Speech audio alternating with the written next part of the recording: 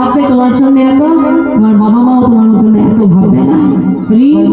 সেদিন বসিরা ভেবে গিয়েছিল এই ভবনের সিন্ধু পারাপারের জন্য তিনি আমাদেরকে যে নামের করে দিয়ে গেছে তার ঋণ আমরা কোনোদিন শোধ করতে পারবো না। আর এইভাবে দুঃখে তিনি কাঁদতে কাঁদতে নয়নে জলিয়ে তার যখন অশ্রুবারিতে হৃদয়টা ভেসে যায়, মহাজন লিখলেন প্রেম জলে ডুবু ডুবু লজনতা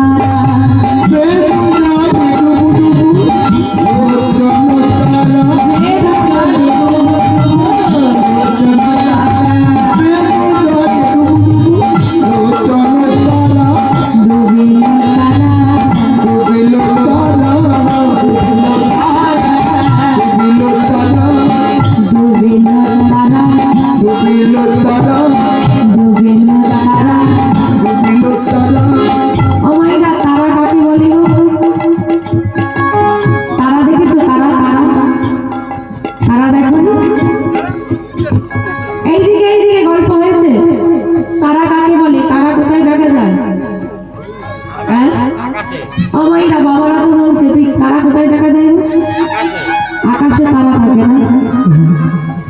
এটা হচ্ছে মানুষের বিচার বুদ্ধি। নিজের ঘরে আগুন জ্বলবে, রোজ ঝগড়া হয় নিজের ঘরে, হ্যাঁ, তাতে কিচ্ছু যায় আসে না। যদি পাশের বাড়িতে ঝগড়া লাগে, ওমা ঘরে যত জরুরি কাজ ভাগ ফেলে দিয়ে আগে উঁকি মারতে যাবে। নিজের যাই হোক ঘরেরটা আগে ধরে টান মারতে হয়। হ্যাঁ, এই মেদিনীপুরে হাওয়া লেগেছে না, সনাতন ধর্মের মানুষ হয়ে মহাপ্রভুকে ছেড়ে দিয়ে এখন এই বিষয়টা বেরিয়েছে নাকি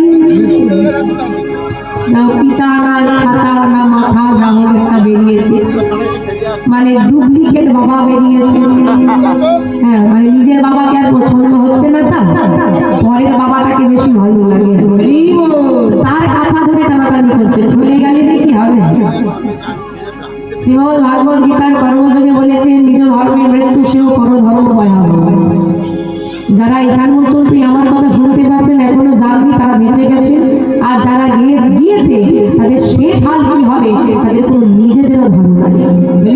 একটা কথা আপনাদেরকে বলি, কোনো মহোৎসব যদি হয়, যদি কোথাও মহোৎসব করে, বাড়িতে পুজো করেন, ভুলেও নিমন্ত্রণ করবেন না, তাহলে আপনার পুরো যোগ্যটা করছেন বিফল হয়ে যাবে। যে বাবা পাল্টে নেই সে আমার নয়, ভাই ভাই তো আমরা। বিশ্বপিতাই আমাদেরকে সন্তান রূপে গ্রহণ করেছেন, তিনি হলেন গৌরাঙ্গ মহাপ্রভু। তাই আমরা সবাই ভাই ভাই, অন্যের ভাইকে ধরে টানলে ঝামেলা হবে। তোরা যখন চলে গেছিস তোদের